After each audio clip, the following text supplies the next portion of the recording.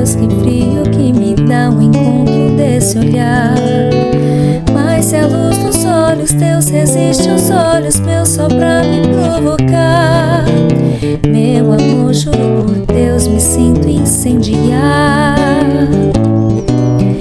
Meu amor, juro por Deus que a luz dos olhos meus já não pode esperar. Quero a luz dos olhos meus, na luz dos olhos teus, sem mais lararará. Pela luz dos olhos teus eu acho meu amor, e só se pode achar que a luz dos olhos meus precisa se casar. A fairy tale for grown hearts. Once upon a time, there was an earth fairy whose magic was related to the plants. She doesn't remember when she became a fairy, but she knows that ever since she gained her magic, she began to plant flowers. Her gardens were magnificent and had magical flowers of all colors, shapes, and sizes, flowers that had the power to heal. The fairy discovered that all the animals in the forest had small wounds in their souls, caused by the lack of their own magic, and that her flowers could heal them. So when the little animals in the forest ate her flowers and healed their soul wounds, they began to produce their own magic. Not much, but enough to keep them well for a while and able to plant their own flowers if they wished. So her garden always had visitors, animals that came, drank her magic, healed themselves and left, and she continued to plant her flowers because she knew that the animals needed her, and as long as she had visitors, she would never be alone. But it was a hard work to take care of her garden, and she dreamed of the day when someone could stay and plant flowers with her. She thought that someone would want to live in that inexhaustible source of magic that were her gardens, and she could share the happy life she led.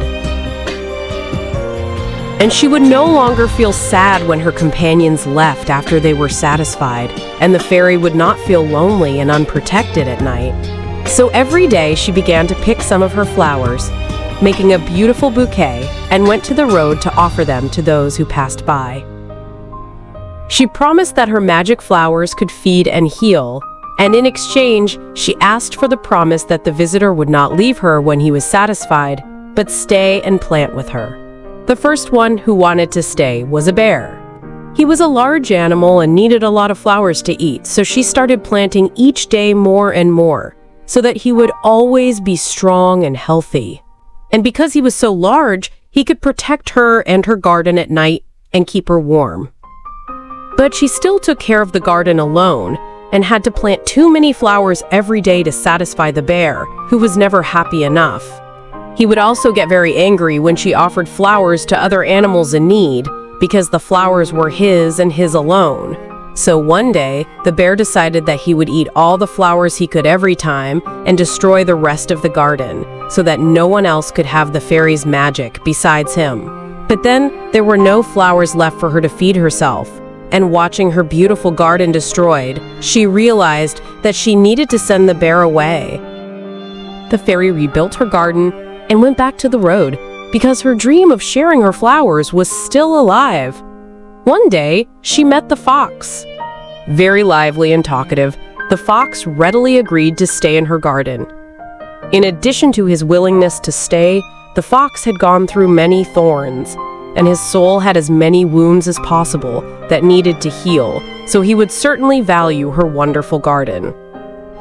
The fox stayed and was always feasting on the flowers, always thanking her very much, and saying how wonderful the garden was and the fairy for building it. The fairy felt happy, or so she thought, because she received many compliments, but she realized that the fox, like the bear, also did not plant with her, even though he consumed enough flowers to produce his own magic. She began to kindly ask the fox to work with her in the garden, and the offended fox told her that the thorns he had passed through had left him so fragile that he did not know how to plant at all, that the fairy should respect his grief and not ask for more. And just like the bear, he began to demand more and more flowers. The fairy then began to plant more so that the fox would be satisfied, and, in the midst of her fatigue, she began to feel that she needed the fox to help. It was not fair that she was the only one working, and she asked the fox again to do his part. And the fox said no. The fairy's suggestions offended him, and he said that the insults caused him pain, so the fairy should stop asking because she was increasing the wounds in his soul. And finally that, because of this responsibility, the fairy should offer more flowers to heal the harm she had caused to the fox. One day, the fairy, with no more energy to plant and no more flowers in the garden to pick for her own sustenance, the fairy went to speak again to the fox and realized that, after eating almost all her flowers, Fox was offering the few that were left to other animals so that they would believe that the magic belonged to him. That day, the fairy sent the fox away, just as she had done with the bear before. Very tired and sad, the fairy took some time to rebuild her gardens and began to realize that her own soul was wounded, and these wounds would not heal with her flowers. She never understood where the wounds in her soul came from. She only knew how to fix them, and she didn't understand why her own wounds wouldn't go away no matter how many flowers she ate. When she felt stronger, she prepared new bouquets and set off on the road. The next one to come was a raccoon. He was very cheerful and full of life, also full of compliments, and so excited about the beautiful gardens that he wanted to stay and began to feast on the flowers. The fairy was very happy to plant, and the raccoon was also very happy to eat. But the fairy still felt lonely because the raccoon often ate and disappeared, and she spent her nights alone. And just like the others, Raccoon didn't plant anything. The fairy, already tired, told her that if he didn't plant, she would send the raccoon away like she had done before with the other animals, and the raccoon, without saying a word, took as many flowers as he could and left. The fairy cried for days and realized that her tears were responsible for the wounds that appeared in her soul. And to her joy, not long after, the raccoon returned repentantly, asking for his place in the garden again. The fairy accepted and began to take care of the beautiful garden, and the raccoon, always feasting, without planting a single seed. The fairy, more gently this time, asked him to start planting with her because she was tired, and the raccoon picked more flowers and silently left again. When he ran out of flowers, the raccoon returned and, without a word, entered the garden and began to eat. The fairy said nothing, because she was afraid that any word she said would make the raccoon to leave her again, and she was tired of crying. She didn't want any more wounds in her soul. Not long after, the fairy remained sad and tired, but quiet without complaining, and the raccoon, for no reason and without warning, took her flowers and left. The fairy could not understand what had happened, as she continued in silence, and went after the raccoon to find out why he had abandoned her. And she discovered that he was exchanging her flowers in the forest for any coin or trinket he wanted, thinking that he was acquiring goods and advantages at the expense of the fairy's dedication. That day, the fairy's anger was so great that it corrupted part of her magic and one of her gardens died. The raccoon tried to return but was repelled as soon as he entered the fairy's grounds through her newfound anger, which, although it opened many holes in her soul, allowed the fairy to defend her gardens herself. From that day on, the fairy thought that perhaps it would not be wise to allow animals to remain in her gardens, even though she felt very lonely, since she could take care of them alone, and her attempts, instead of bringing more flowers, created wounds in her soul that could not be healed. And for a long time, the fairy only allowed visitors, and began to explore new ways of creating flowers in her garden that would never include the magic of others, so that she would never feel like she needed company. These new flowers started to slowly heal her wounds, until one day, while the fairy was walking along new roads with the beautiful bouquet she had made for herself, the fairy met a beautiful deer. The deer thought her flowers were beautiful and wanted to know where they came from. The fairy excitedly showed the deer her gardens, and the deer, dazzled, asked to stay. He said that he had not looked for gardens for a long time, and that these were beautiful and the flowers tasty, and he also said that he knew how to plant, even though he had not done so for a long time. The fairy then decided to give her dream another chance, and thought that the deer, not having sharp teeth or claws like the others, would not be dangerous. The deer then fed on the fairy's flowers and began to plant, albeit with little magic, some flowers in the garden and offered them to the fairy to eat. She swears she had never eaten such delicious flowers and realized that the deer's flowers could also heal the wounds in her soul. Then the fairy told the deer that she was very grateful that he wanted to stay in her garden, and the deer assured her that she would never feel alone again because he was there for her. And she was full of joy with her beloved deer. The fairy believed in his promise and felt happier than she had ever been before, and her flowers, which were already many and beautiful, became more vibrant, colorful, and fragrant every day, because her happiness made the garden even more enchanted. With the deer, she saw so many possibilities for new gardens that she had never even imagined before. That gave her the certainty that no other had stayed until then, because her destiny was intertwined with the deer's. The wounds in her soul were healing day by day with the flowers that the deer planted for her. The wounds were many, so it would take time, but she knew she was on the right path.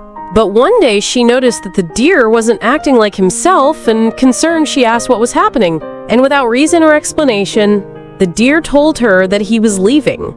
The fairy knew that there were many wounds in the deer's soul, and she could see that her flowers were healing him, so she couldn't understand why. Before leaving, the deer asked permission to come back once in a while and feed, so the fairy understood that the deer also knew how good her flowers were for him, but the fairy did not allow it. It wasn't fair that her garden would once again serve as a source of flowers and magic to the animals, while she continued to plant alone. But even sending the deer away, the fairy found herself waiting for him in her garden, because deep down, she believed that the deer would fulfill his promise, that she wasn't alone anymore, because he was always going to be there for her. He just needed to remember his promise. She knew that the deer would sometimes pass by the road near the garden to catch a glimpse of the fairy, and sometimes she would wave to him. But he never waved back. She waited and waited and waited. The fairy didn't go back to the road because she didn't want anyone else, only her deer, so she planted flowers and waited for him. But the waiting hurt and she cried, and new wounds opened in her soul. She believed that when the deer returned, he would plant more flowers for her and heal her wounds, so she waited and waited. None of the other animals wanted to plant with her after all, and she had never had flowers other than her own and the deer's, so she was afraid that if she didn't wait, she would never have flowers again. But one thing she noticed was that her flowers never came close to that beauty and scent, now that she was planting alone as they used to be when the deer was in the garden with her. Then one day she simply lost the will to plant, in her grief, missing the garden she had created with the deer. And her gardens slowly died. Her tears weren't stopping. The wounds were getting bigger and the flowers were gone. The fairy never completely gave up planting, but the flowers were few and withered, and as sad as the fairy was. One day, the fairy, already at her limit, picked the few pretty flowers that remained, decorated her hair and made a bouquet, and went after the deer that was always surrounding the roads that lead to her garden. They spent a few hours as if they had never been apart, and she tried to make the deer remember how happy he was in her garden and how tasty her flowers were. But still, he said he didn't want to stay because he didn't want to plant at all, only eat. The fairy then left the bouquet with the last remaining flowers at the deer's feet, because they belonged to him after all, and she left. Back in her garden, the fairy cried until there was no room left in her soul to open wounds, and without any flowers to heal her heart, she prayed and asked for some magic, if there was any left, to be enough to make her get up and start planting flowers again. It took her a long time to succeed, and she even thought that it was her end. But she succeeded, and little by little she began to plant some tiny flowers.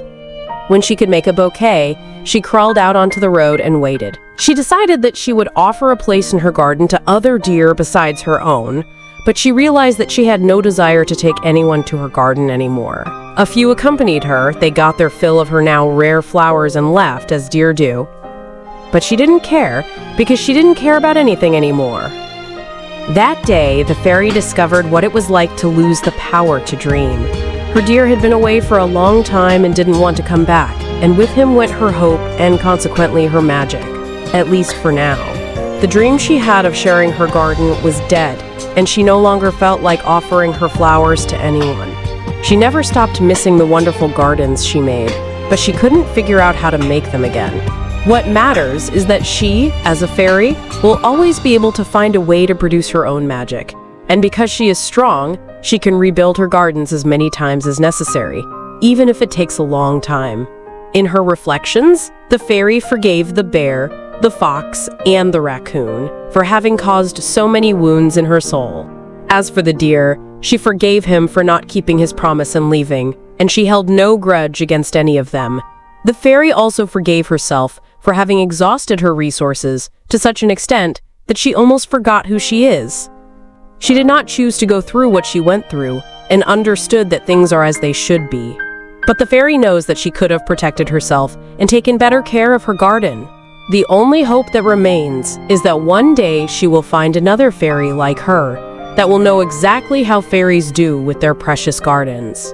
Maybe a deer, if he really wants to, could become a fairy too. But until the day comes, the fairy will stay as far away as possible from the road and the animals, with or without sharp teeth, that walk on it. Thanks for watching. Like, comment, and subscribe. Check out our website to read more tales. www.forestpumptales.com